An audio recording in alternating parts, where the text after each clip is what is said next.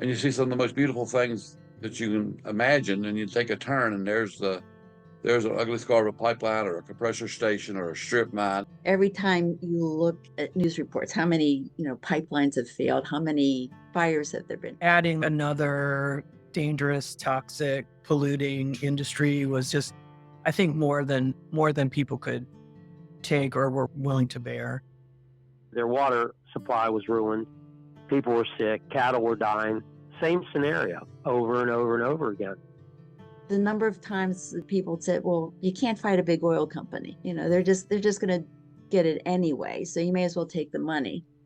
That's not the point. It's just, you have to make a stand somewhere. For the longest time, I thought, well, this is getting so absurd. Somebody will come and save us. Eventually, I realized that was not happening. No one from the outside is ever going to come in and save our communities. It's going to be us collectively working together to get what we need. I want this battle now in the street where it belongs and get the truth out, because I'm sick and tired of these people getting away with murder. We are ordinary people going through extraordinary things. And I think when you just ask people to share their story and their truth, the product of that is courage, right? How do you do things even though when you're scared, you just do it scared? Sometimes it helps me to remember, it could just be as simple as that. When I see the threats all around us, it's kind of like I have no other choice but to do whatever I can. I've never felt like giving up. Evil never sleeps, so I feel like neither should I.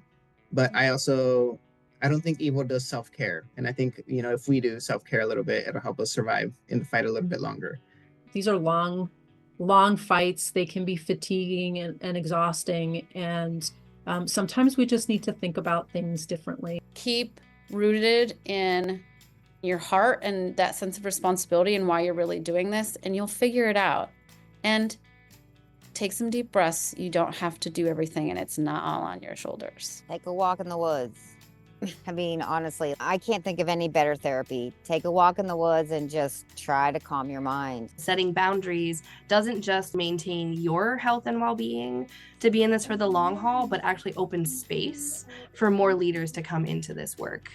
Community members and organizers that we talked to who are much older than us, we saw this intergenerational kind of uprising. And so that was something that really gave me resilience. We're here to uplift them. They're uplifting us through food, through their talks, through their music, everything. It's easy to be angry at the person or the corporation that's causing the harm or the damage.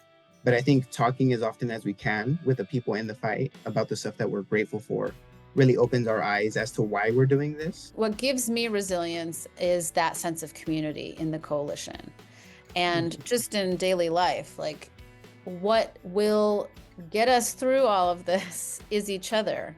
It's always the people that keep me going, and not because they're championing me, but because that's what it's about really, is building the movements, building relationships with people. Come together with other people of like mind and determination who also value the gifts of this world of creation. The amount of passion and interest of people who were willing to come and help make a stand, that was really inspiring. You almost kind of feed off of their enthusiasm and their passion.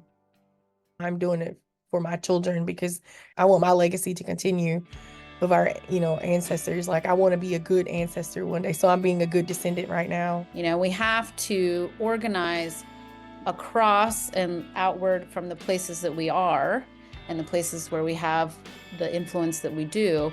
And that's mostly in our own communities. The fight goes on, and it's a big one. You never know what will happen, when it will happen.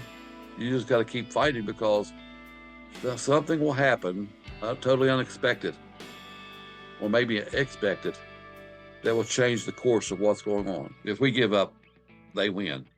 As long as we don't give up, we will win.